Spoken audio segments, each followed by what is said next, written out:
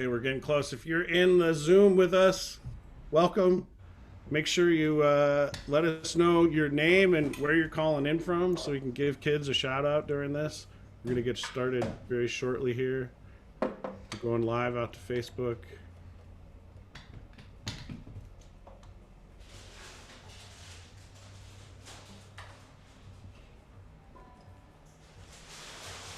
Aw. Cool. There's kids already popping in here. I'll wait till we go live to give them a shout out. But drop your names both on Facebook and in Zoom to let us know your name and where you're calling in from or signing in from or whatever we say over the internet here.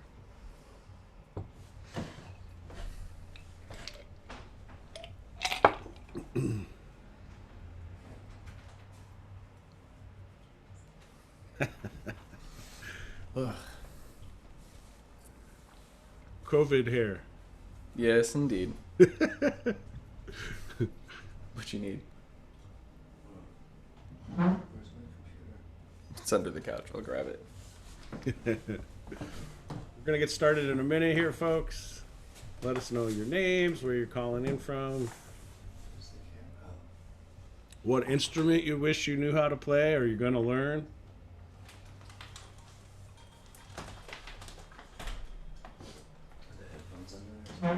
Yeah.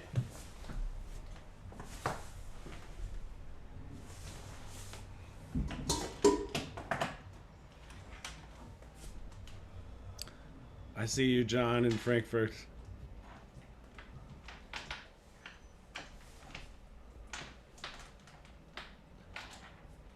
Selena in Chicago.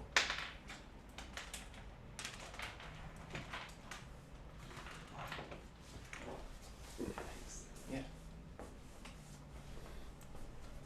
All right. I think we're ready to get started here. So once again, my name is Ben. I play the banjo with the Henhouse Prowlers.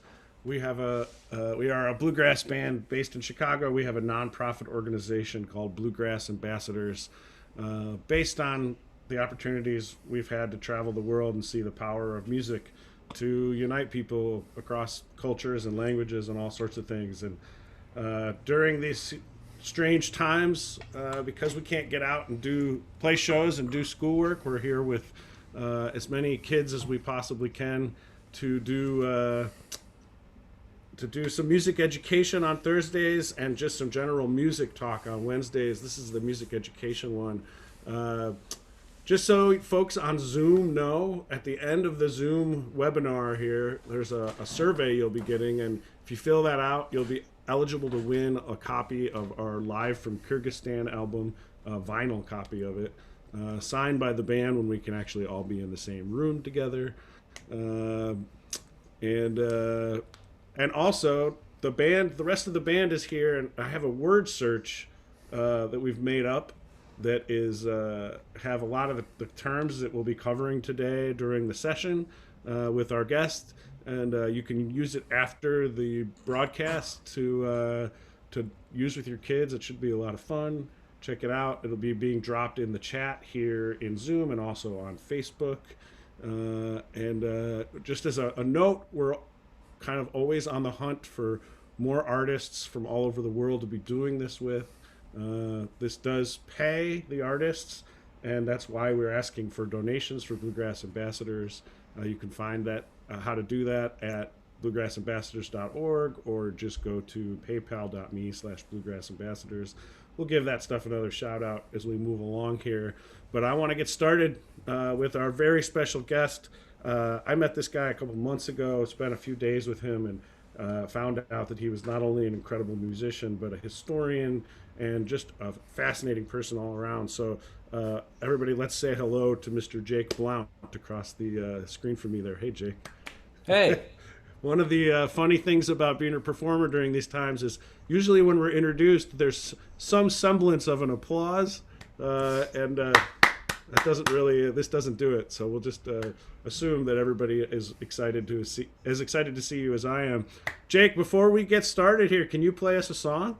Yeah, definitely. Awesome. I'm going to take my little earplug out. Yeah. The technology here is fascinating.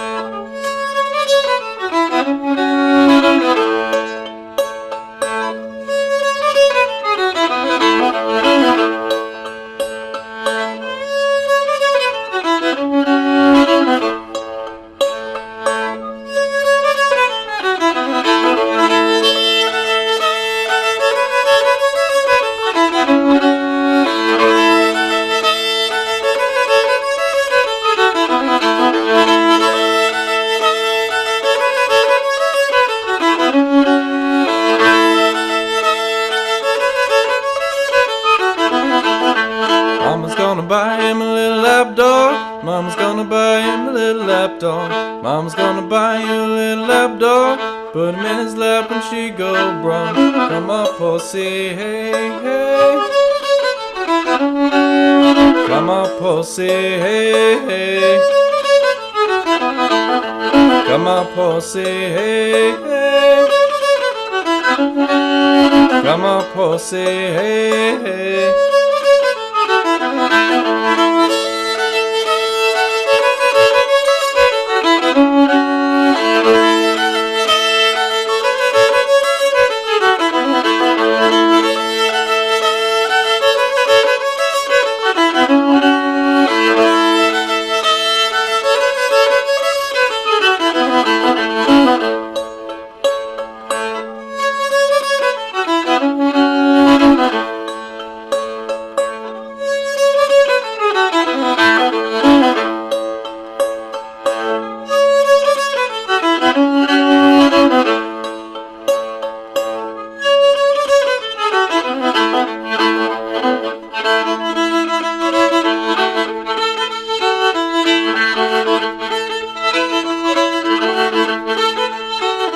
Go to sleep and don't you cry. Mom's gonna give you some apple pie.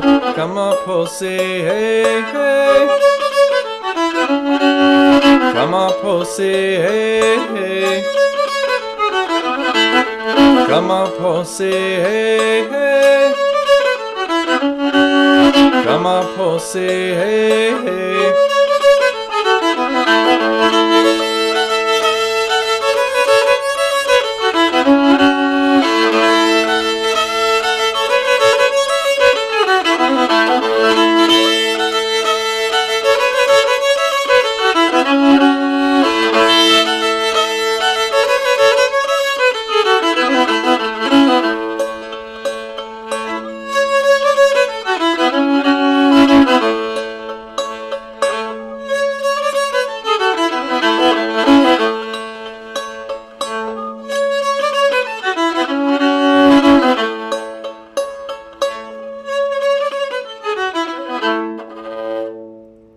Yay! Kids, if you got any questions for Jake here, make sure that you drop them in the question thing or on Facebook, and we'll try to get to as many of them as we can. And also let us know your name and where you're calling from. I have some questions for Jake here about that song you just played, but before I dole them out, I'm going to name some people here that are calling in and where they're calling in from. We got Donnie from South Carolina, Lena and Greta, who play guitar and piano. Very cool. Selena from Chicago, John from Chicago, Lena. Oh yeah, there's Lena and Greta. Cool. Keep putting your questions and names in the chat here or on Facebook, and the band will transfer them. Jake, that song was beautiful. What was that instrument you were playing? That was a fiddle. A fiddle. Yeah. It looked a lot like a violin. Yep, they're mostly the same. Are they? Yes, the difference is mostly in how you play them and maybe how certain pieces of the instrument are set up. Really? Yeah. That's cool. Now you were on the show yesterday, and you showed us that fiddle, and most fiddles that people see have 4 strings, but yours has more than that. Yes, indeed. Can pick it up real quick. Yeah, let's see it. This is my fiddle. And yeah, it has an extra 5th low string, Wow. which right now is tuned to a low A. And that is a gorgeous instrument. I saw you doing something with your left hand in that song. Yes. What was that? Well, fiddle terms, we don't really have a name for it, but I think if I was a violinist, I'd call it left hand pizzicato. Pizzicato, yeah. So, just... I'm going to make sure that I have original sound turned on, because it sounds like I might not. It sounds pretty good from our end, but definitely check on that. Nope, we're good. Okay, cool. So tell me about that song you just played. Well, it's kind of a mashup that I made of a tune and a song. The tune is called Laughing Boy, and I learned it from a recording of Benny Thomason. And the song is called Come Up Horsey, Get Up Horsey, something like that. And it comes from a recording of Vera Hall, who was a really fantastic singer from Alabama. Huh. And you study the history of the music you play pretty deeply, don't you? Yes, indeed. That's cool. We'll get to more of that. Before we do, you're not just a fiddle or a violin player. You also play what's that instrument to your right, our left? The banjo. Yay. My favorite. Why don't you play us a little banjo tune? I can do that. Cool. Ooh, it's a banjo, so it's out of tune. Yeah. This is the time of the year, as we were discussing yesterday, when the weather changes. It changes our instruments, and the humidity and the heat make the wood and the strings change on the instruments, and they're a little bit harder to keep in tune. And if instrument's not in tune, it just doesn't sound very good. And so that's why Jake is taking a minute here to change his strings just a little bit so that they don't sound sour. And we appreciate your efforts, Jake.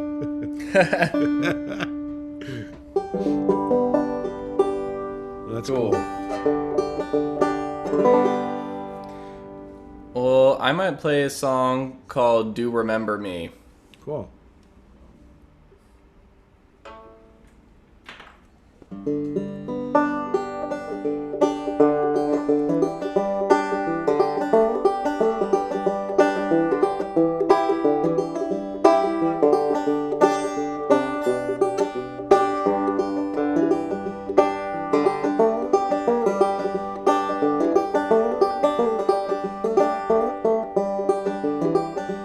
When my blood runs chilling cold, I've got to go. I've got to go. I've got to go. When my blood runs chilling cold, I've got to go. Way beyond the moon.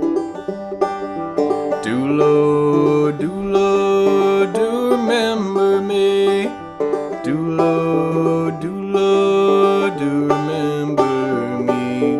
Do Lord, do remember me.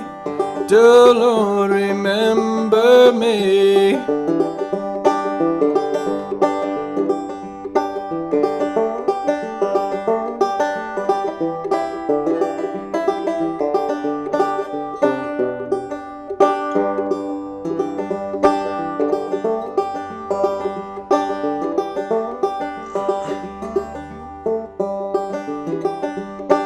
Got a mother in the Beulah land.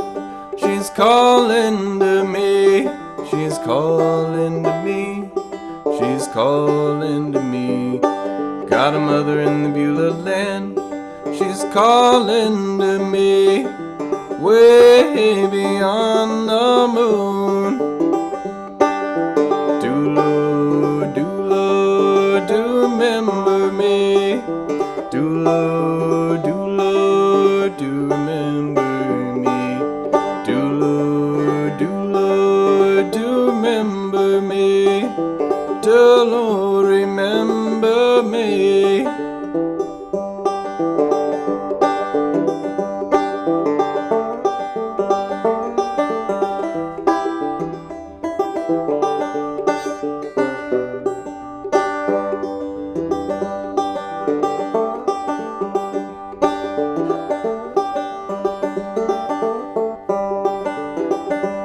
If you can bear no crosses, you can wear no crown.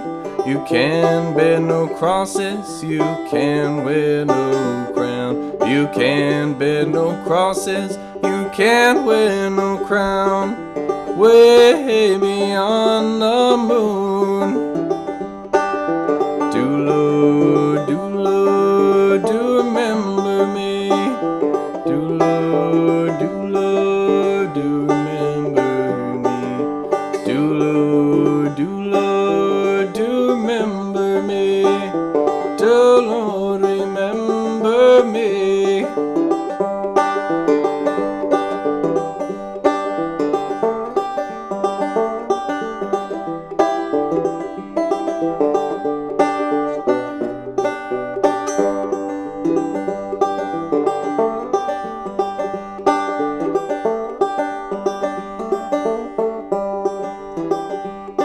The harder your crosses, the brighter your crown. The harder your crosses, the brighter your crown. The harder your crosses, the brighter your crown.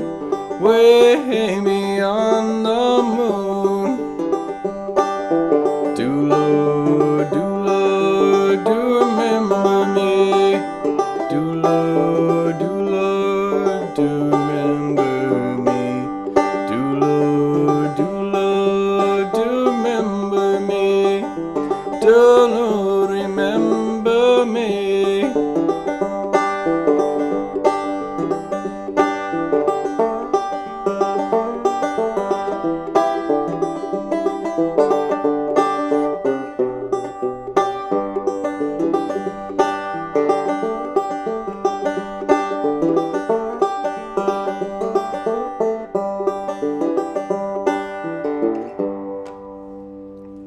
Very, very cool. We're going to wait for him to get his earpiece in, and then we have some great questions. Jake, we have some really good questions for you here. Awesome. First of all, from little Jake, he asked if that is indeed a Pokemon shirt with Mew on it. It is. Very cool. And Jake also wants to know if you played any instruments growing up.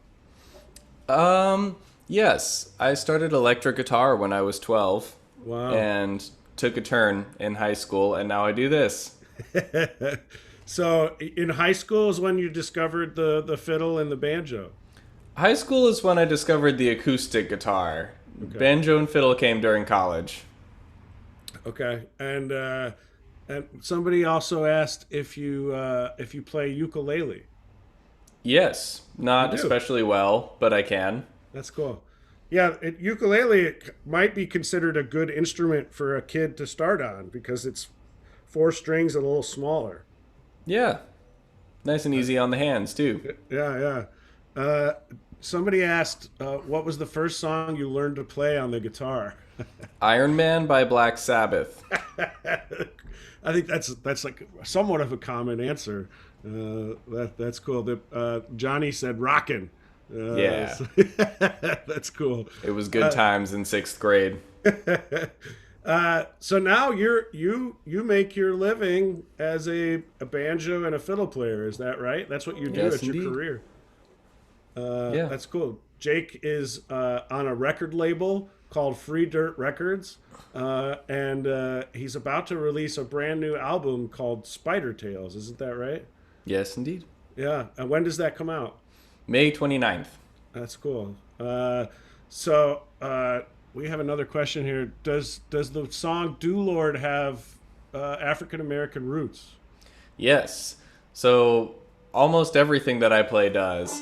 But this is one that was super exciting to me because I've always had this fantasy that I would one day go play music for my grandparents and they would recognize the song. And this is the first time that happened. I went down a few months ago now and played that song for them. And my grandfather said, "Oh, that's one of the old songs. Do remember me." Which is not even the name it was under in the collection I dug it out of. So it was pretty exciting to hear that they knew it already. Wow, that must have been powerful. Yes. Now, yesterday you showed us a picture of your grandparents. Was it the same ones? Yes. You don't have that sitting close. I think kids would love to see it. If Yeah, it's right over here. Let me grab it. That's cool. Jake focuses a lot of his music on the African American roots of in acoustic music, and I bet we'll get him to talk some about that. Okay, got him. Here they are. Yay! What were their names? Their names are Doris and Sorry. Edward. Cool. Yep. Hey. Gran and Pop Pop to me, though. Thanks for sharing that with us. Yeah. Johnny wants to know, why is your new album called Spider Tales?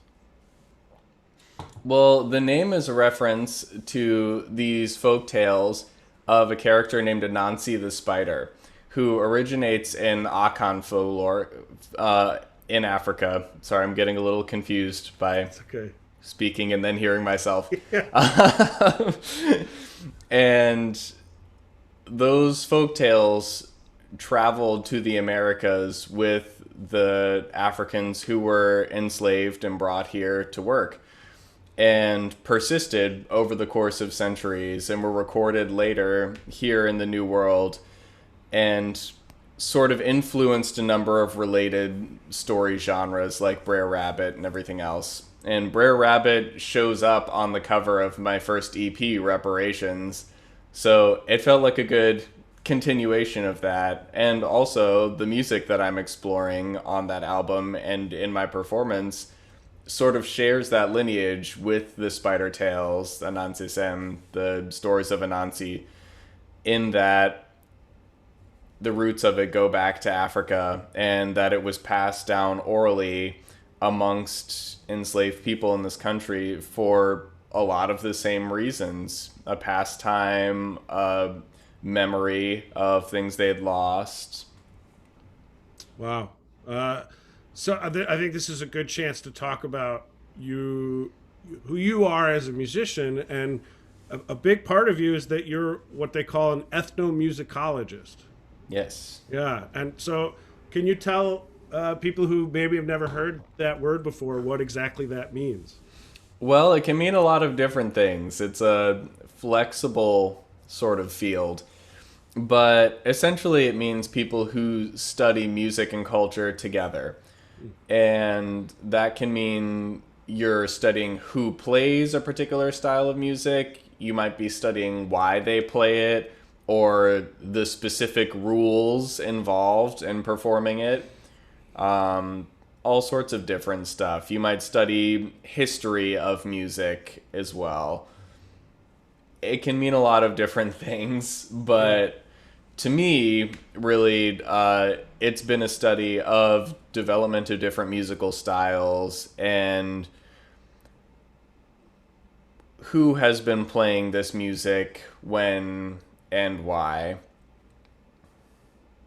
And so, like with that song "Do Remember Me," you where did you find that? Was that part of your studies, or?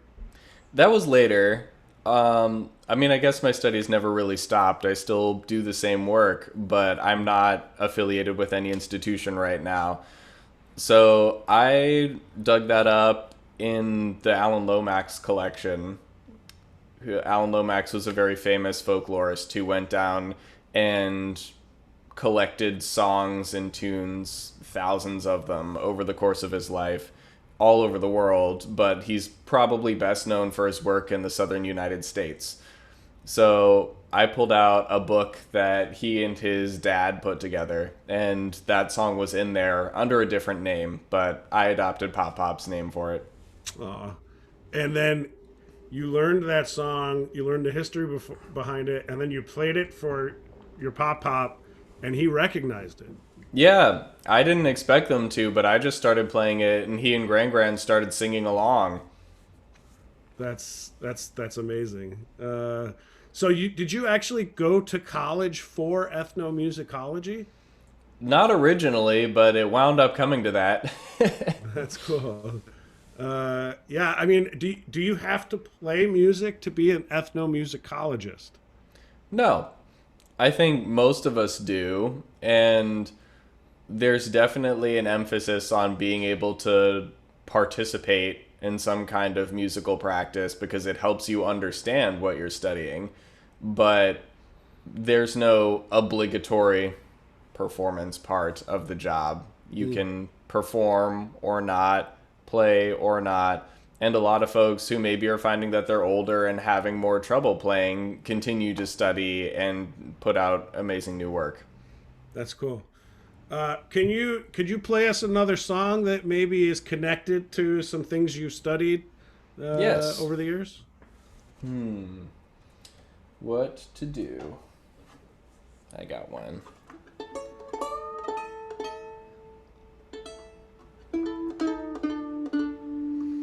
And for those who don't know, old-time fiddle players use a lot of different tunings to make their instruments sound different. So the strings are changing pitch depending on the key in the tune.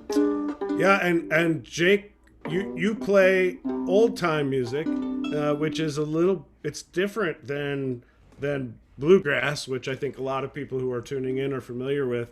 This is a tough question for both of us, but how do you differentiate the two? What's the difference between bluegrass and old time music?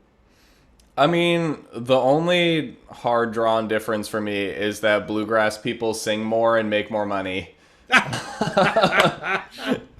But I don't know. I think people like to speak in very broad generalities about like the differences between the two genres. But I think, at least in old time, for one thing, I think traditional bluegrass sounds more old time than most modern old time music. But I also think there are plenty of bands that we consider old time that have three-finger banjo and trade off the melody and sing songs. So, to an extent, I think the distinction there is maybe not as clear as would be desirable. I don't know if I have a short answer to that. I've never heard anybody say bluegrass makes more money than anything. So You need to play more square dances. oh no, yeah, you made my year, man. That was my favorite moment in a long time. So go ahead. We have some great questions coming in. I want you to share a little bit of or share a song and a little bit of history of it before we get to some of those questions. Well, I'm going to play a tune called Snowbird on the Ash Bank that I learned from a recording of an old Cherokee fiddler by the name of Manco Sneed, part of a fiddlin' banjo playing family in Cherokee, North Carolina. The brothers' names were Manco, Osco, Pico, and Campbell. Poor Campbell. But this tune is pretty special because it was reputedly written by Junaluska, who was a Cherokee war leader down there in North Carolina. Cool.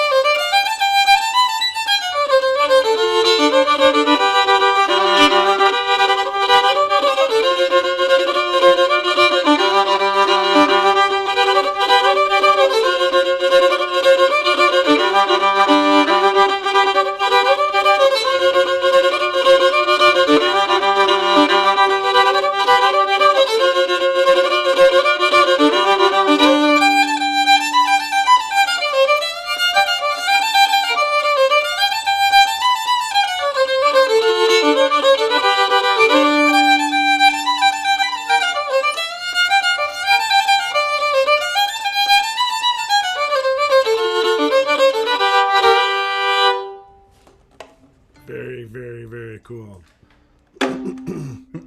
That was beautiful. I got some questions for you here. Yeah. Eamon O'Sullivan wants to know if those are drums behind you. Drums. Maybe it's the wheel behind to your right behind you there that he's asking about. Could be. Yeah, Or the lamps? maybe. Maybe. In any case, no, they're not. I would love to play drums, but my neighbors would not love me to play drums. Yeah, Lena and Greta were also asking if you play drums, and they were asking if they had a great question. Oh, how many albums have you released? 3. Uh, are Yes, they all 3. are they all solo albums? No. I have one solo EP, so I guess that might not be considered an album. It's called Reparations. Came out in 2017. 2018, I recorded an album with my band called The Moose Whisperers. And the following year, 2019, I released an album called Pretty Little Mister with my duo, Tui. And this year, Spider Tales comes out. It's been a busy time since I graduated from college. Yeah, right. That's great. This is the time to be doing that stuff. So we have a perfect question that falls into one of the things we wanted to talk about. The Pashman family, who has a 5-year-old son, wants to know why you don't use finger picks on your fingers when you're playing the banjo. Well, we wanted to get there. We can Yeah, go. right. Yeah, totally. Basically, there are a few different ways of playing the banjo, and in a lot of old time styles, because they developed before finger picks were widely available, people played without them. I often play in a style called clawhammer that I can show you, and that involves picking down with your fingernail. So if I had a regular bluegrass banjo pick on and it was curving up this way, the string would catch and I wouldn't be able to make sound. So they're not very effective for me, but there are a lot of 3-finger and 2-finger old time banjo players that use them. Yeah, let's show people watching kind of the differences between our instruments, because I play a 3-finger banjo, or this is a 5-string banjo. Yours is 6. Yes. But this is pretty typical, the kind of banjo that you play bluegrass music on. And so I've got this big piece of wood underneath the head of my banjo called the resonator, and that gives it a really different sound to what yours does. So why don't you show them and play it just a little bit and show some clawhammer, and then I'll show a little bit of 3-finger, and we can see the difference between the two of them.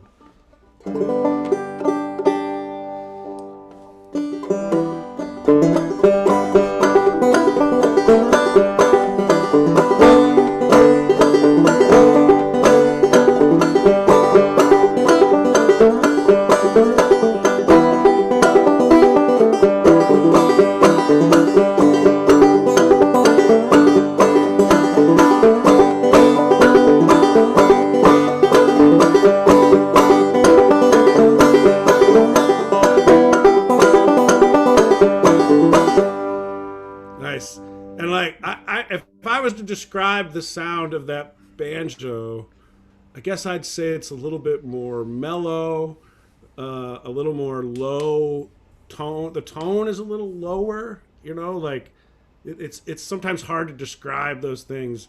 But when you put that next to my banjo, which is a bluegrass banjo, which a lot of people would argue is obnoxiously loud.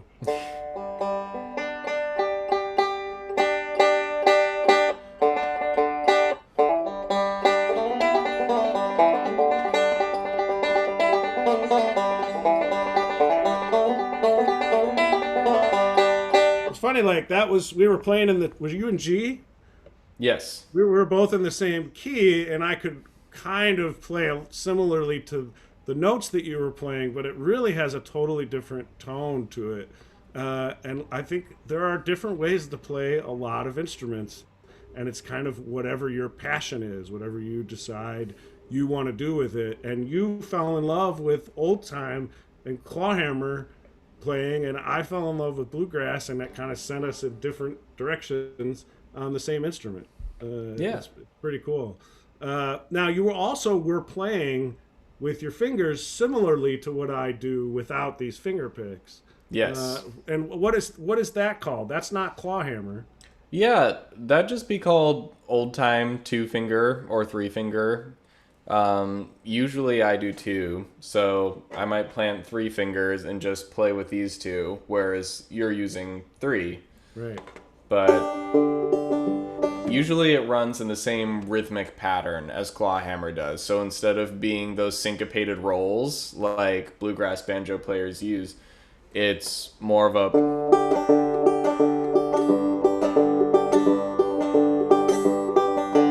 kind of pattern. Right. Instead of like there's a difference there. It's subtle, but there's definitely a difference. Very cool. I'm checking here. I had another question come in. Oh, Jaden is here from Switzerland. Very cool. So one of the things I wanted to show people was a video you just released a couple of weeks ago. And someone, I think I see another perfect question for this. Yes. So John says, I feel like Jake's music is great to dance to, but I don't know how. Does Jake dance, and can he show us a good way to dance to his music? And you know what video I'm about to show them. What can you tell me about the dancing in this video? So my friend Nick Garris is the one dancing in the video. He is one of the very best, and definitely draws from a deep well as far as his dance style. So I would not want to speak for him in terms of what styles he's using, but usually what goes along with old time music is what we call flat footing or buck dancing or clogging. If and how those terms are different from one another is a subject of great disagreement. So I'm not going to try and dive into that because I am not a dance historian or a dancer. But yeah, essentially it's a percussive dance form that uses heels and toes on the floor to make sounds that go along with the music. That's cool. So, I mean, sometimes I just went to a folk music festival here in Chicago a few months ago, and to the left of the stage, when the bands were performing, there was a space for people to get up and dance along with the music. And that I hadn't been to an old time gathering like that in a while, and I'd forgotten that that's part of old time music, is that there's often a space specifically for people to get up and almost perform alongside the band with their dancing in rhythm with them. Yes, indeed. Yeah. You see that at the Carterfold, Floyd Country Store, a lot of places down. Yeah, that's cool. I'm gonna play this video here because it's really spectacular, and we can watch it together. And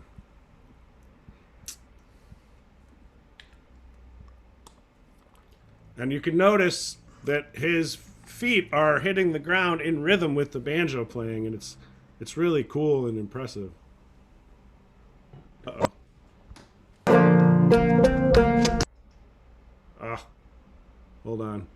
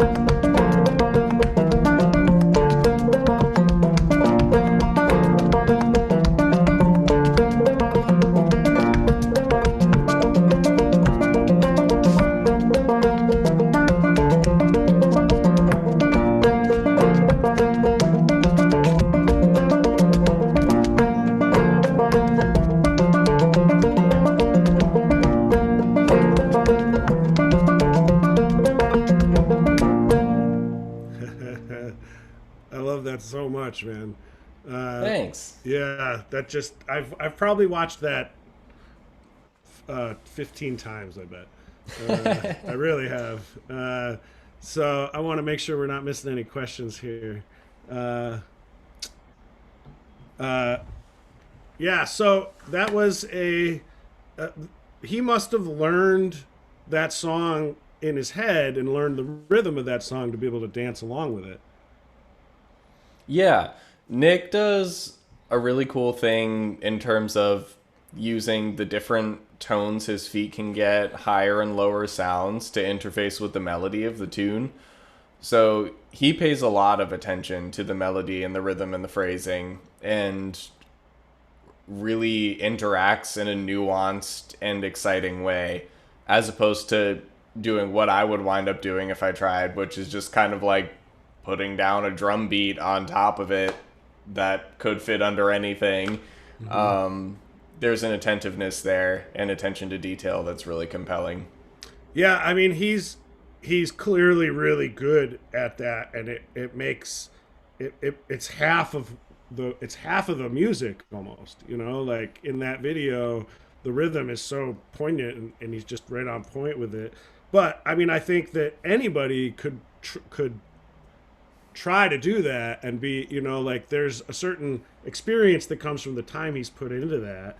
But I don't there's no reason for anybody not to try to do something like that. I think dancing is such a huge part of who we are as human beings, and I think seeing that as not a dancer myself, it made me want to be one. Yeah.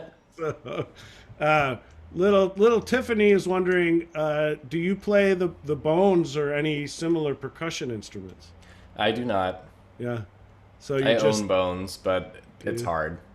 And then here's a good question: who's your favorite banjo player? That's kind of hard. Right. Um, Morgan Sexton, maybe And to listen to. who's now? Tell me more about Morgan Sexton. I don't know Morgan Sexton.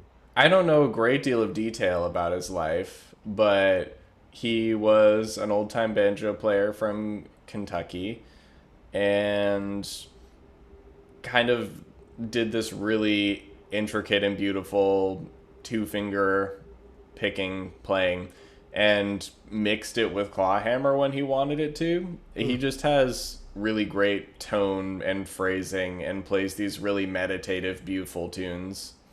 So, would recommend. Which is right up your alley, because I had several comments yesterday about how meditative and relaxing your music was to listen to. So Well, that's good. cool.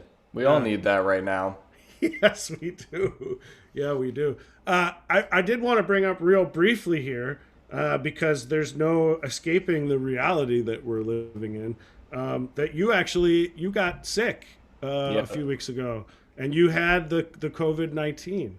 Yep. Yeah. So, what can you tell us a little bit what that was like? Well, it seems like it's different for everybody. Um, and I'm still not back at 100%, but I feel better than I have in a while today. And for me, mostly it's been like very persistent bronchitis. Just feeling, irritation down here, some coughing. Um, but, you find things that help. Staying rested and hydrated and doing breathing exercises and stuff like that. It all makes me feel a little bit better. And, fortunately, the majority of the people that this program is going out to are, not at risk for getting super sick from it. And that's a great thing. Yeah, absolutely. And I appreciate your hearing from somebody who's had it, because I think until you meet somebody that's had it, it feels very mysterious. But here we are talking to you, and you've had it, and you've recovered mostly, and you're still a normal person. So Yes. Sassafras wonders why it's called clawhammer. Who knows? It also has been called knockdown banjo, overhand banjo, thumping the banjo, knocking the banjo. It's just a name that came to it at some point. Yeah. That's cool. I think Pete Seeger might have actually invented the term claw hammer. I'm not sure that that goes back further than him. Oh, really? Yeah. Huh. I didn't know that. Can you play us another song? Yes.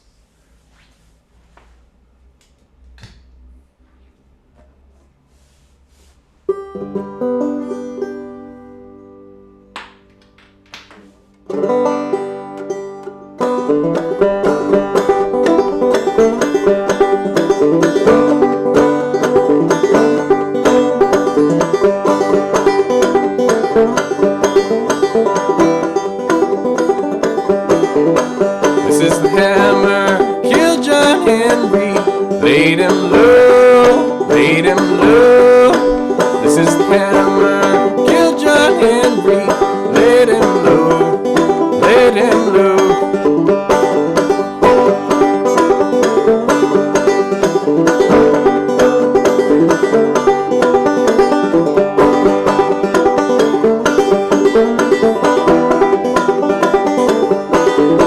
Take that hammer to your captain. Tell me he's gone. Tell me he's gone. Take that hammer to your captain. Tell me he's gone. Tell me he's gone.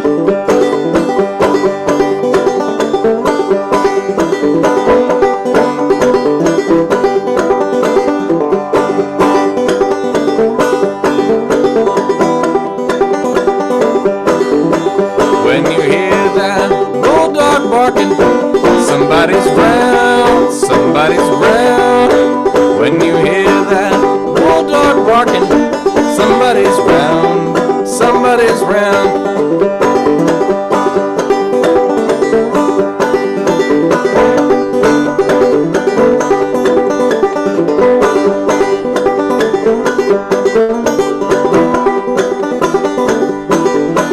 When you hear that beaver hauling, sun's gonna rain, it's gonna rain.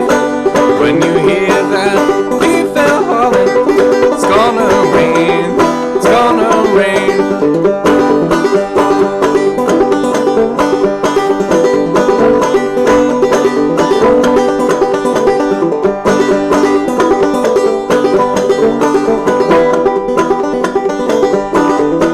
Hammer, hammer, kill John Henry. Don't kill me, don't kill me. This is the hammer, kill John Henry. Don't kill me, don't kill me.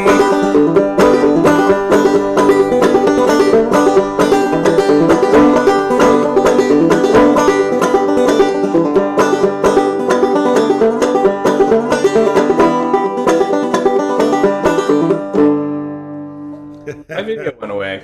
That's all right. The video went away, but the audio didn't.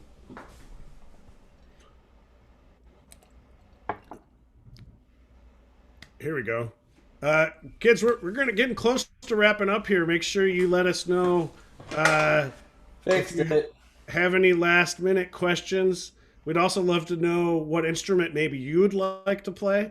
So drop that in here as we're finishing up. That was a song. I recognize that song. That was that John Henry? It was indeed. Yeah. What can you tell us about the history of that song that probably I don't know? Well, it is the most recorded folk song in American history. I'm sure many people listening have heard some version of it. And it tells the story of this maybe not real, maybe real, folkloric character named John Henry, who was a black man who was imprisoned and working on a chain gang at the time, and had the misfortune of being tasked with digging a tunnel through a mountain at the same time that a steam-powered hammer, a machine, was introduced to do the same thing a lot faster. And John Henry took on that hammer in a test of speed to see who could make it to the other side of the mountain first. And he won, but then sadly did a little bit too much damage to his body in the process and didn't last too much longer. which just goes to show you that even when an old time song sounds happy, it's not.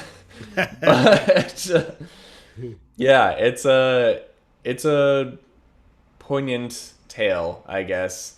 Has been part of the labor movement, uh, increasingly part of the story or the repertoire of prison reform, things like that. There are still a lot of people getting worked and mistreated like John Henry was in this country. It's still legal, and it's a sad thing. So, you got to do something about that. Yeah, I think you're right. I don't think a lot of people know that that's still an issue, and I'm really glad you played that song to kind of both share a classic, but also make sure it's clear that it's still a contemporary or a modern issue. Uh, so I did have somebody want you to demonstrate how you made the dog bark in that song. Oh, yeah. So, full disclosure, I definitely I got the idea to do that from I usually play that as a duet with my friend Tatiana, who recorded that with me on my first EP Reparations, and she would always do it on the fiddle. And now I'm stuck playing everything by myself all the time, so I made up my own version of the dog bark, but even though the notes are different, it's her idea. I want to give her credit.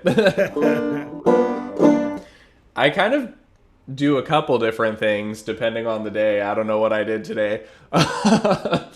But I just take these two fingers, stick them on two strings that are next to each other on the third fret,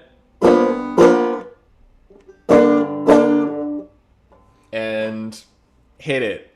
And it makes noise. It was immediately noticeable. It was super super cool, and I think really adds to a tune like that. We had a fiddle player in our band, Dan, who tuned in yesterday, who did that kind of stuff all the time. If I remember we had a song about someone knocking on a door, and he would knock on his fiddle. Yeah. That's really great performance. It pulls people in, and it was a very cool part of that song. So, folks, we got time for just a couple questions and maybe one last song. And so I'm going to. I want to point out that Greta said that she would like to play the banjo. That's really cool. Eamon wants to know if you live alone or if there's anybody else that lives with you. Well, I don't have roommates, but right now my boyfriend is here quarantining with me. He lives in Brooklyn normally, but New York City's a scary place to be these days. So he came on up to Providence to spend the foreseeable future with me. He's a dancer, so all of his gigs are also canceled. Just being fun employed together.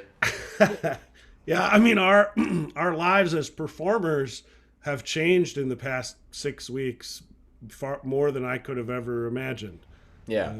And I'm grateful for the opportunity to do things like this, but I don't know about you, but it is nowhere close to as satisfying as I mean, it's just not what I signed up for more than anything. Yes.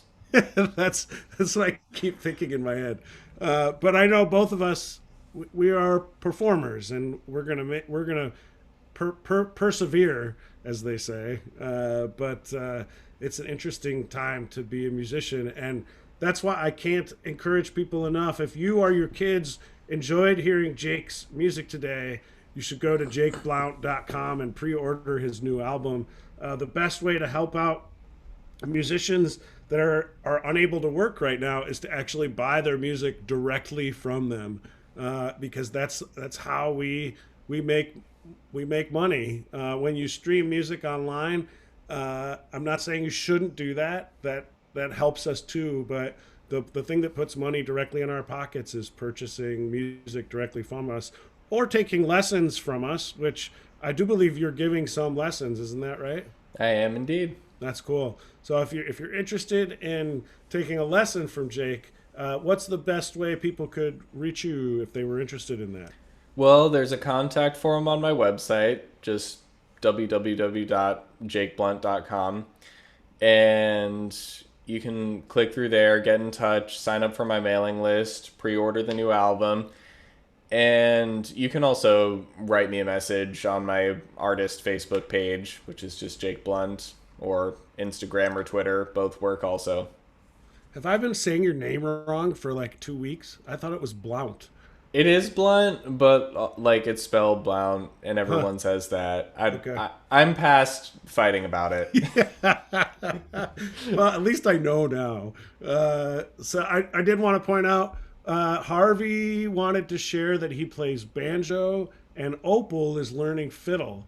Awesome. Yeah, like I know, like hearing about kids learning to play music is wonderful. How old were you when you first started to play guitar?